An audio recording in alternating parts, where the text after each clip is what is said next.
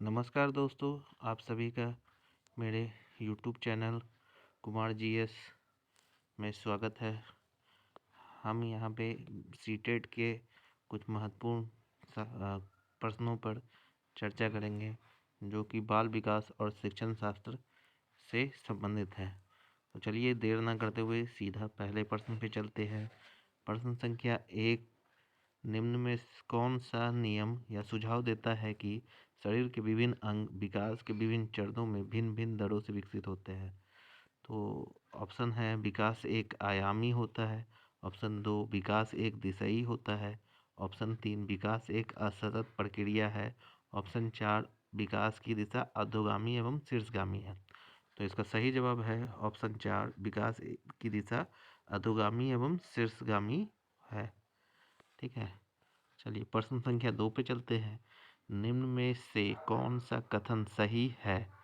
पहला, बच्चों का विकास एक सामाजिक सांस्कृतिक परिप्रेक्ष्य में होता है। दूसरा, बचपन वह अवधि है जिसे 10 भिन्न अवस्थाओं में बांटा जा सकता है।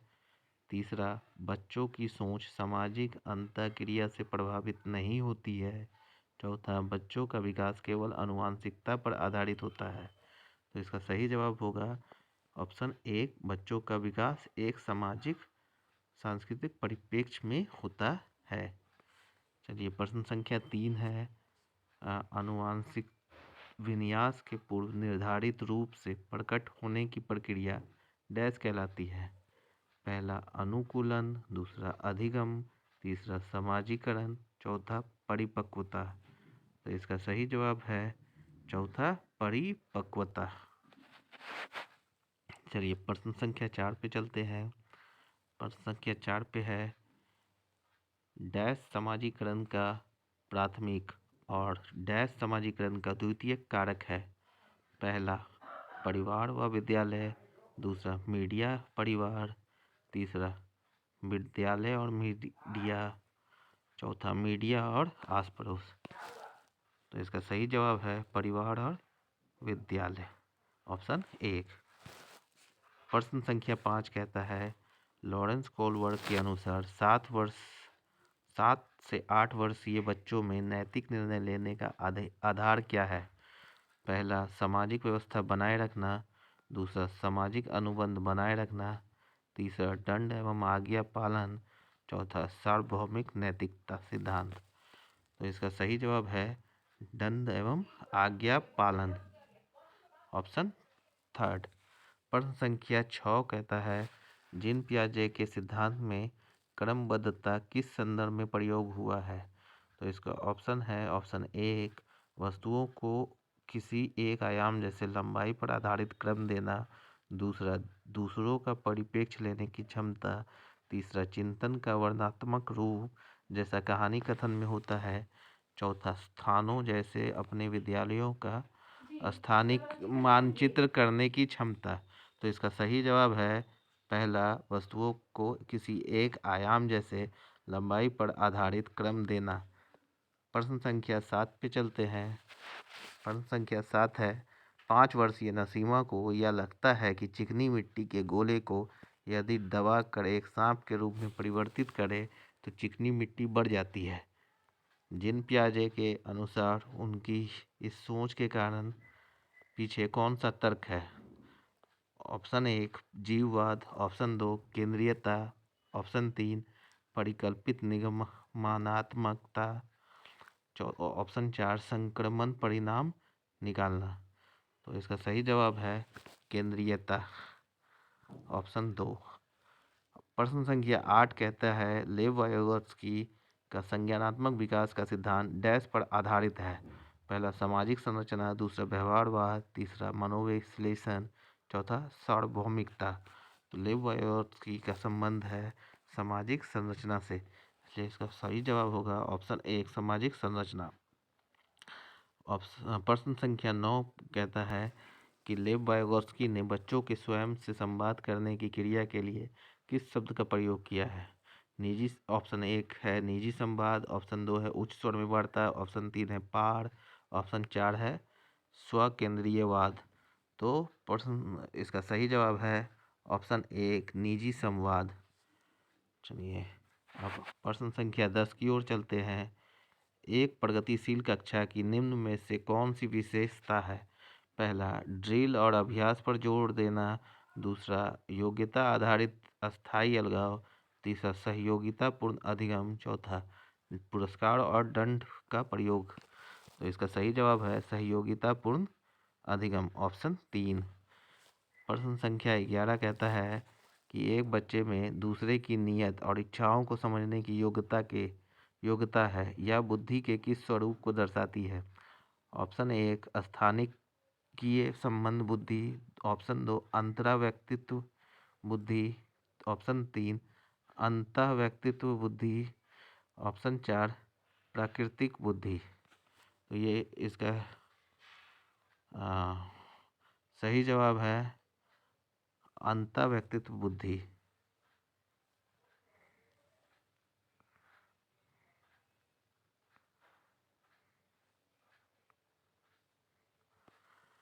प्रश्न संख्या 12 कहता है राष्ट्रीय शिक्षा नीति 2020 में निम्न में से कौन सा कथन प्रस्तावित है? ऑप्शन 1, अपनी मातृभाषा में शिक्षित होना शैक्षिक और प्रौद्योगिक उन्नति में बाधक है। ऑप्शन 2 है, विद्यालयों को बच्चों को अंग्रेजी भाषा की प्रथम भाषा के रूप में सीखने और बोलने के लिए प्रोत्साहित करना चाहिए। ऑप्शन 3 है, बाल विद्यार्थियों के लिए बहुभाषी होने के उच्च संज्ञानात्मक लाभ है। ऑप्शन 4 है, द्विभाषीय उपागम विद्यार्थियों में उलझन पैदा करता है और सीखने में बाधा डालता है। तो इसका सही जवाब है ऑप्शन 3, बाल विद्यार्थियों के लिए बहुभाषी होने के उच्च संज्ञानात्मक लाभ है। अगले प्रश्न की ओर चलते हैं। प्रश्न संख्या 13 कहता है जेंडर भूमिका डैश है। पहला अधिगम सॉरी पहला है अधिग्रहित व्यवहार। दूसरा, जन्मजात व्यवहार। तीसरा है जैविक संरचनाएं। चौथा है अनुवांशिक निर्धारित। तो जेंडर भूमिकाएं जो है ये हमारे कैसे व्यवहार है? तो अधिग्रहित व्यवहार, यानी ऑप्शन फर्स्ट। प्रश्न संख्या 14 कहता है कि सतत और समग्र मूल्यांकन का प्राथमिक उद्देश्य है। ऑप्शन 1, छात्रों के प्रदर्शन की एक दूसरे से तुलना करना। ऑप्शन 2, छात्रों की समझ को आंकना और पाठ्यक्रम तथा शिक्षण शास्त्र को इसके अनुसार रूपांतरित करना। ऑप्शन 3, छात्रों को उनके प्रदर्शन के अनुसार वर्गीकरण करना। ऑप्शन 4, वो छात्रों को किसी विषय में सफल या विफल घोषित करना। तो इसका सही जवाब है ऑप्शन 2, छात्रों की समझ को आंकना और पाठ्यक्रम तथा शिक्षण शास्त्र को इसके अनुसार रूपांतरित करना। प्रश्न संख्या 15 है अपनी कक्षा के लिए मूल्यांकन पद्धति तय करने से पहले एक शिक्षक को किन बातों पर विचार करना चाहिए? ऑप्शन 1, मेरे अलावा इन परिणामों का उपयोग कौन करेगा? 2, विशिष्ट छात्रों के अधिगम वक्र का पता लगाने का सर्वोत्तम तरीका क्या है? 3, कौन सा तरीका अध्यापिका को स्वयं के शिक्षा शास्त्र पर चिंतन में मदद करेगा? 4, कौन सी विधि छात्रों को उच्चतम अंक पाने में मदद करेगी? इसका ऑप्शन है ऑप्शन 1, 2, 3 या 4। ऑप्शन दो है 2, 2, 3, 4। तीसरा है 1, 2 या 3। चौथा है 1 या 2। तो इसका सही जवाब होगा, देखिए इसमें है दोनों सही है। विशिष्ट छात्रों के अधिगम वक्र का पता लगाने का सर्वोत्तम तरीका क्या है, ये पता होना चाहिए, ये सही है। और दूसरा कौन सा तरीका अध्यापिका को स्वयं के शिक्षण शास्त्र का चिंतन करने में मदद करेगी, ये भी सही है। पहला सही नहीं है, मेरे अलावा इन परिणामों का उपयोग कोई भी कौन करेगा, इसके बारे में नहीं सोचना है। कौन सी विधि छात्रों का उच्चतम अंक प्राप्त करने में मदद करेगी, इसके बारे में भी नहीं सोचना है। तो इसका सही जवाब है 2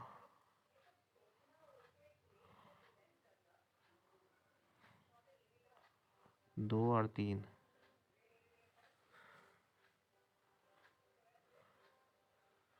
नहीं, इसमें गलती हो गया। इसमें सॉरी, इसमें कुछ गलत हो गया है। इसमें आपका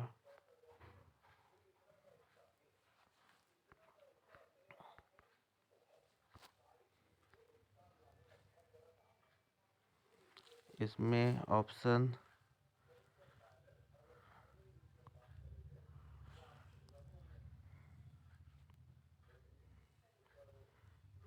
3 सही है। ऑप्शन 3 सही है, 4 नहीं है। कौन उच्चतम अंक प्राप्त करने में मदद नहीं करेगा, बाकी तीनों सही है। ठीक है, अगले प्रश्न की ओर चलते हैं। प्रश्न संख्या 16। समावेशी शिक्षा से अभिप्राय है आर्थिक रूप से कमजोर ईवीएस का आरक्षण केवल सरकारी विद्यालयों में ही उपलब्ध कराया जाए। दूसरा, दिव्यांग छात्रों को सिर्फ विशेष विद्यालयों में ही शिक्षा दी जाए। तीसरा, सरकारी विद्यालयों में केवल अंग्रेजी भाषा पढ़ाई जाए।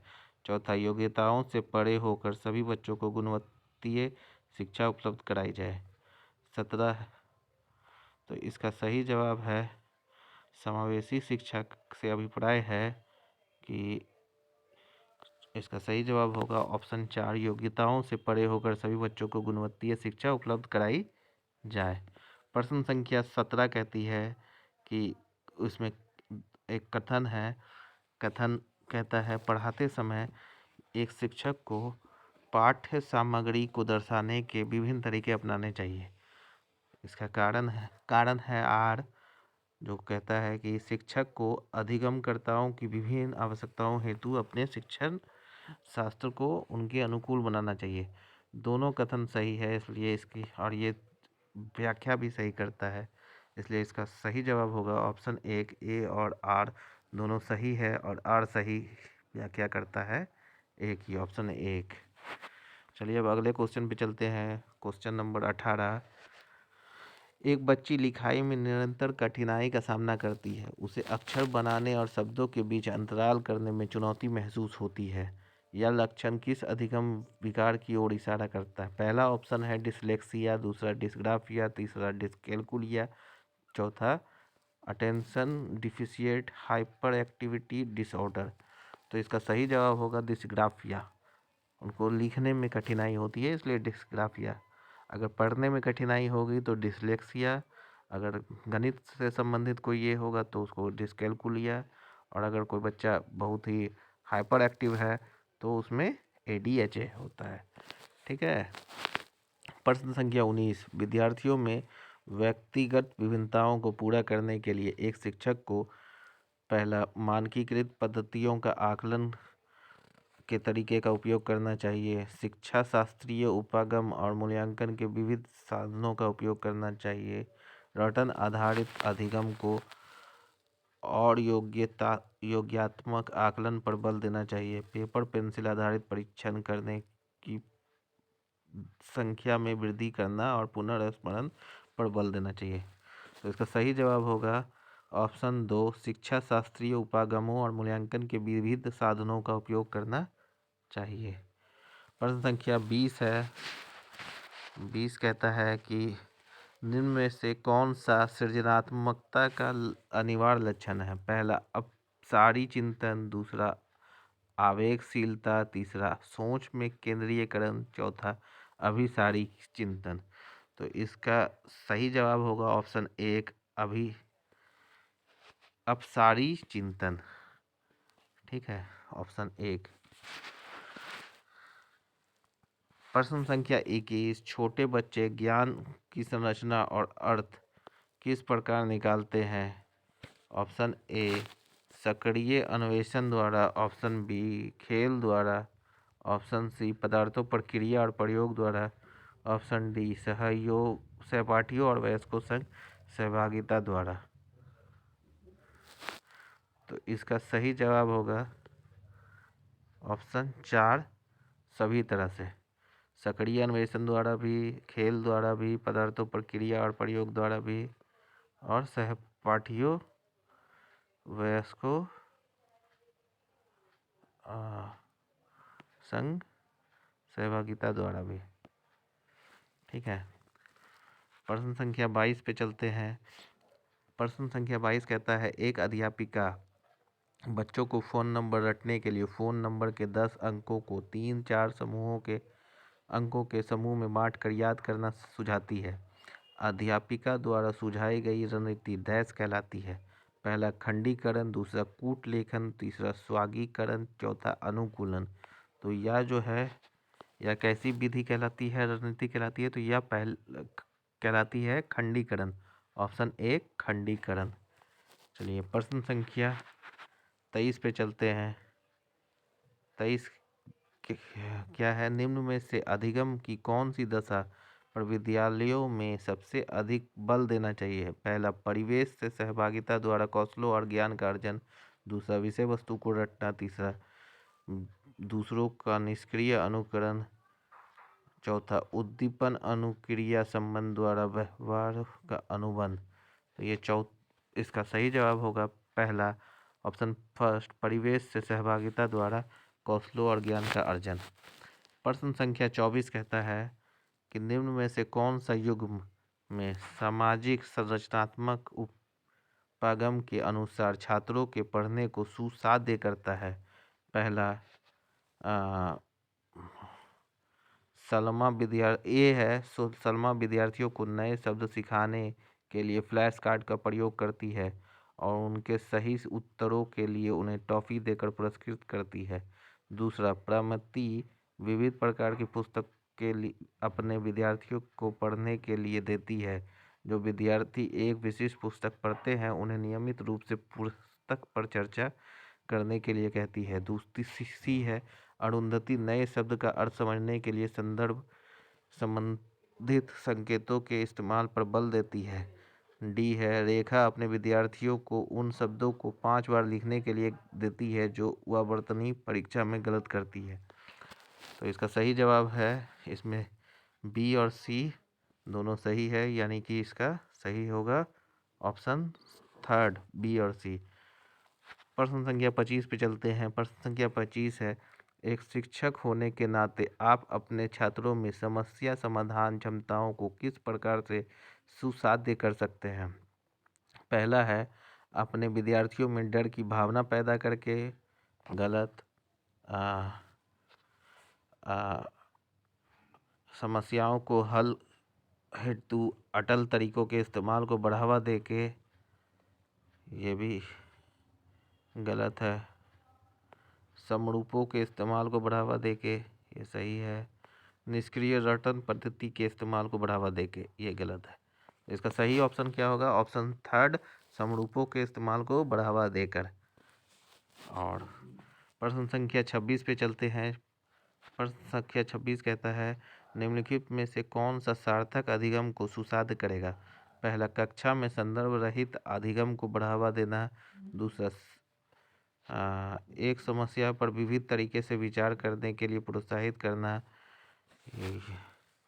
तीसरा, रट्टा मार कर सीखने को प्रोत्साहित करना। चौथा, शिक्षक द्वारा श्यामपट्ट पर लिखे गए उत्तर को नकल करना।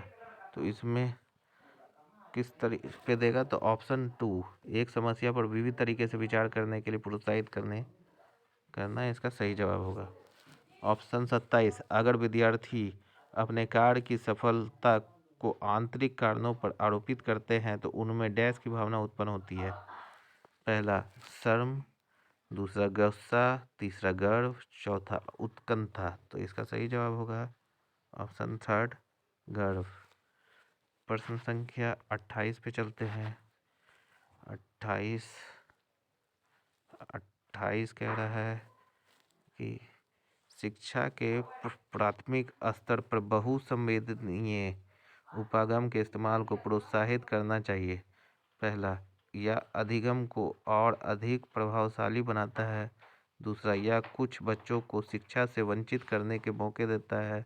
तीसरा, यह अध्यापक की निर्देश अवधि को काफ़ी समय बचाता है। चौथा, यह बच्चों में आज्ञा प्रज्ञानता पैदा करता है। तो इसका सही जवाब होगा यह अधिगम को और अधिक प्रभावशाली बनाता है, ऑप्शन 1। चलिए प्रश्न संख्या 29 पे चलते हैं। प्रश्न संख्या 29 कहता है, बच्चे अक्सर विभिन्न संकल्पनों के बारे में वैकल्पिक संकल्पनाएं और भ्रांतियां गठित कर लेते हैं। इस संदर्भ में निम्न में से कौन सा कथन सही नहीं है? पहला, या एक अध्यापिका को बच्चे द्वारा कथित वैकल्पिक संकल्पनाओं और भ्रांतियों को सख्त रूप से हतोत्साहित करना चाहिए। दूसरा, बच्चों और वयस्कों में वैकल्पिक संकल्पनाओं और भ्रांतियों का गठन बहुत स्वाभाविक है। तीसरा, एक अध्यापिका को निश्चित रूप से इन वैकल्पिक को संकल्पनाओं और भ्रांतियों पर गौर करना चाहिए, क्योंकि यह सीखने सिखाने की प्रक्रिया महत्वपूर्ण है। ऑप्शन 4 है, वैकल्पिक संकल्पनाओं और भ्रांतियाँ सदैव निराधार नहीं होती, बल्कि बच्चों को अपने आसपास की दुनिया के बारे में सहज समझती है। ये तीनों सही है, लेकिन ये गलत, मतलब ये नेगेटिव टर्म है और क्वेश्चन हमसे नेगेटिव पूछ रहा है कि सही नहीं है। तो ये ऑप्शन इसमें सही होगा पहला। एक अध्यापिका को बच्चे द्वारा गठित वैकल्पिक संकल्पनाओं और भ्रांतियों को सख्त रूप से हतोत्साहित करना चाहिए। क्वेश्चन पे ध्यान देंगे कि क्वेश्चन हमसे पूछ क्या रहा है। अगर नेगेटिव पूछ रहा है तो नेगेटिव जवाब देंगे, अगर पॉजिटिव पूछ रहा है तो पॉजिटिव जवाब देंगे। चलिए आखिरी क्वेश्चन पे चलते हैं। प्रश्न संख्या 30, निम्न में से अधिगम का कौन सा परिप्रेक्ष्य है या कहता है कि ठोस प्रलोभन और पुरस्कार द्वारा विद्यार्थियों को सीखने के लिए अभिप्रेरित किया जा सकता है। पहला, मानवतावादी। दूसरा, व्यवहारात्मक। तीसरा, संज्ञानात्मक। चौथा, सामाजिक सांस्कृतिक। तो ये इसका सही जवाब होगा ऑप्शन 2, व्यवहारात्मक। चलिए धन्यवाद आप सभी का इसके लिए।